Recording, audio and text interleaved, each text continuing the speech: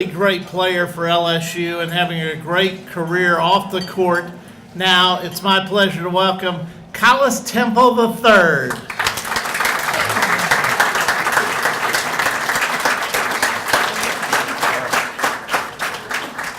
Appreciate it, Kent. It's an honor to get a chance. Let's give this team another hand for taking care of business last night, right? I told Coach coming in, y'all took care of business, and you know how he is. Well, I don't know if we really took care of it. I said, look, you got a W in Starkville. You got out of there, right? So it's always a pleasure to get the opportunity to speak with you all. I'm over there sitting next to Coach Brady. We both had hair when I was playing for him. He says the reason I don't have any more is because I was playing for him. But I said I cut it off a couple years after I got away from you, right? So, but just first of all, excited about this LSU team. Excited about Coach Wade, his coaching staff, what they're doing. They have a phenomenal overall team. I think they have two extremely good players, obviously, and Tremont and Nas, and so that coaching staff's ability to pull a team like that together with that type of talent and then coach that team as a cohesive unit and put them in a position to be successful, that is a great thing to watch. And it definitely takes a special coach to be able to get those kind of players, and it takes a special coach and coaching staff to get those guys to play together the way that they do. I can honestly say I remember leaving LSU and telling Coach Brady that as a result of playing for him, I was a better man. You with me? I really, and then in years as I look back, there were things that he did that I did not like, that I did not agree with, but when I look back 5 years later, I said, oh, okay, I see why you did that, right? I see why you did that, and I appreciated it more later than I did while I was dealing with it. My two most fun times at LSU. My redshirt freshman year, when we went to the Sweet 16, and just being a part of LSU basketball. Now, I'm probably have the longest tenure of an LSU experience, maybe of any person in LSU basketball history, because I first dressed out as a ball boy in the second grade. You with me? All right, I dressed out as a ball boy in the second grade, and because I got, of course, injured, but Coach Brady allowed me to travel with the team that first year, even though I was injured and wasn't playing and was redshirted. I remember when I was a fifth-year senior, folks saying, "You still here? How are you still here?" Right? And so, I've been actively engaged with LSU basketball from probably about the third grade, until I was 23 years old, and my eligibility was done. And I got a chance to see LSU basketball at its height. From when I got a chance to watch and watch really close firsthand. Mahmoud Abdul-Rauf and Shaquille O'Neal, Stanley Roberts, and even Gert Hammock, but Ricky Blanton before some of those guys came, all the way until when I was in the mix myself. And the way that the fan base responded to that team and the way that they played was it was such an amazing feeling. But then watch this, guys. The next year, when we went 2-14 in the conference, when we had 5-6 scholarship players, the support that year was even better than the support the year before. which was obviously interesting considering our record. But I think that it was the way we played was very much so respected. And then I'm gonna tell you, the next fun time was my senior year, when we really started off really bad in the conference. But I don't remember what it was, Coach. You may remember. Won the last 7 or 8 games. 7 or 8 straight games at the end of the, really ran the table the second half of the conference. And if we hadn't, we would not have gotten in the tournament. We ran the table to get in the tournament. And so, just that time. And so we had a great time. And I've had a lot of great times. LSU is extremely significant and major anchoring part in my life.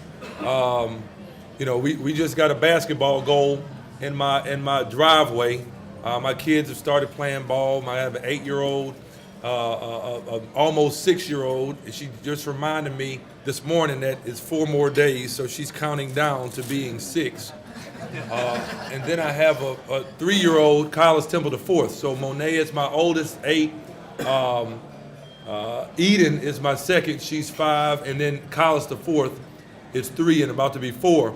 And so we just put a goal up, and they're playing in a couple of different little leagues and everything.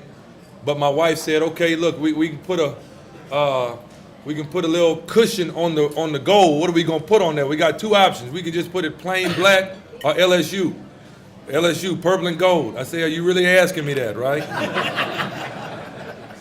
So it's a pleasure to be here with you all.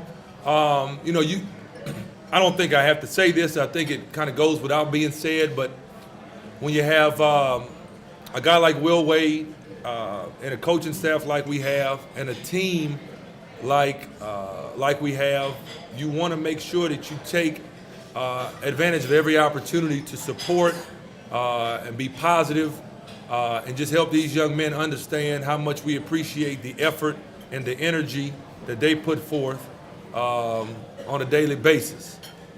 Because trust me, being a college athlete is definitely a full-time job. And they're enjoying themselves, but they enjoy it a lot more when they play at home and they know that they're going to have their folks behind them.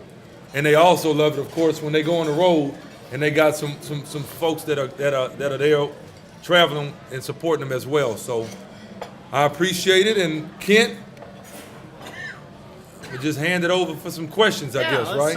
Let's take some questions. If you got some question, raise your hand. We'll let Collis answer a few questions. Go ahead. How's Garrett doing?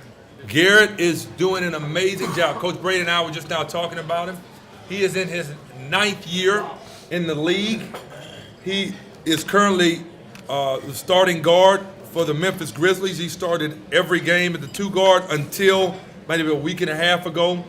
He hurt his shoulder, and I told him, do not try to come back early. Just do what you got to do, get well, and you come back when you're ready. So I'm going to also segue and answer the question that Kent asked. Who is the best Temple? The one that's being paid the most money to play basketball. And that's, Coach Brady will tell you, that's hard for me to say. I did remind them that over here, while we did have the purple and gold on, I did score the most points. But the one that got paid, is getting paid the most money to play, is the best one. Does that make sense? And I don't care what the other one tells you either, okay? All right? Now, we didn't say the most influential one, right? We didn't say the most impact-making one. That would have been the first one. So then that just makes me the one in the middle, okay? But he's doing very well. He's in the last year of a very nice $24 million contract, and hopefully we get one more good one after this, and he's already getting offers to be, assistant GM and be on somebody's bench and all of that stuff. So I told him, look, that's gonna be there. You keep playing and letting them keep paying. So he's doing very, very well. I'm extremely proud of him. He's representing himself, his family, the LSU community with the utmost class and dignity and character. So, but that's who he is. So, great question. Yes, sir. Are you his agent? I'm not his agent, but I am his financial guy. I own a financial service company, and I am his financial, and he is saving a lot of money, which is what he's supposed to do. When you make a lot, you're supposed to save a lot. And he's really doing a phenomenal job of that. I'm very proud of the, in fact, watch this. Let me tell you about Garrett Temple. Garrett, his first 3 years playing ball, was still driving the Avalanche that he drove when as a senior in high school. Now you got to understand, when you drive in where these LSU, you talking about $150,000, $200,000 cars. He was still driving the Avalanche. Now we could only keep that for about 3 years. When he signed that first contract, the Avalanche was gone. Does that make sense? But he did keep it for those first 3 years, and I think that speaks a lot to him. His understanding, his knowledge, and his intelligence. Right. Anybody else? Yes, sir. He got hot in the game last year. He got hot in the first home game of this year in Memphis and scored 30 on 10 of 11 shooting. So he's the best shooter? Absolutely not. But he did score 30 on 10 of 11 shooting. Okay. He's the better shooter. Okay. Anybody else? And my little brother over here, Adden. This is my other little brother over here, Tasman Mitchell, right? Literally, it's amazing. You think about it. I've been knowing Tasman since he was about 8 years old. So, if not, maybe earlier than that. Anybody else? My most memorable time was probably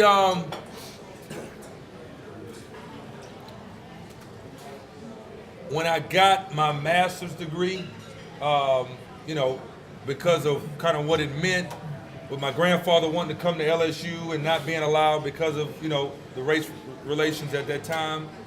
And then my dad being allowed to, being asked to come, and then me following my dad's footsteps and getting an undergrad degree, knowing that, the circumstances with the state having, my grandfather, for those that do not know, wanted to come to LSU on his own dime and on his own merit. He was a high school principal.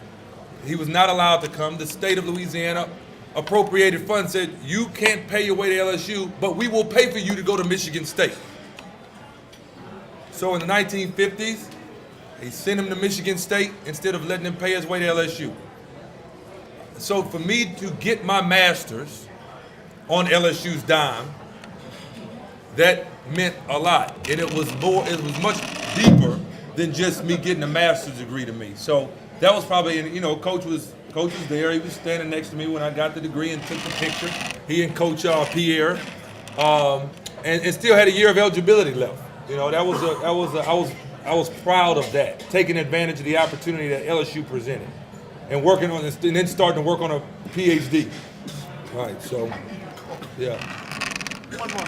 One more, yes, sir.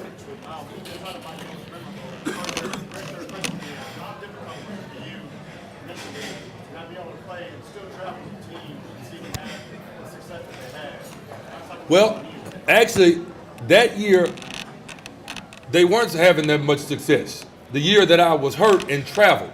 The year that we went to the Sweet 16, I was like the sixth man on that team. But that first year, the thing that was tough for me, and everything happens for a reason. That was probably the first time in my life I realized that everything happened for a reason. Because Coach Brady and my dad had actually had a scheme, and the reason I can't with them two get together, it's a scheme. Does that make sense? It's not a plan. If him and my dad get together, it's a scheme, okay? And they got together, and they wanted me to redshirt. I did not want to redshirt that first year. Had I not gotten hurt, I would have been fighting. I didn't want a redshirt. They thought it would be best. It was best. Had I not got hurt the very first day of practice, and was out for 3.5 months. On the very first day of practice, watch this, during layup lines. Who gets injured for the year during warm-ups? That would be me, right? So I was hurt, and but it was the toughest thing to deal with because I had wanted to play at LSU from the time I was about 6 years old, and I'm here, and the first day of practice I'm hurt for the year. So that was tough, but I turned it, and that was the catalyst in me graduating early and everything else. So it really set up the rest of my life, and it's amazing how certain things happen, and while you're in them, you think it's the worst thing ever that happened, and it ended up being the thing that makes everything better. So it was tough to deal with, but I overcame it quickly. Appreciate it. Thank you all.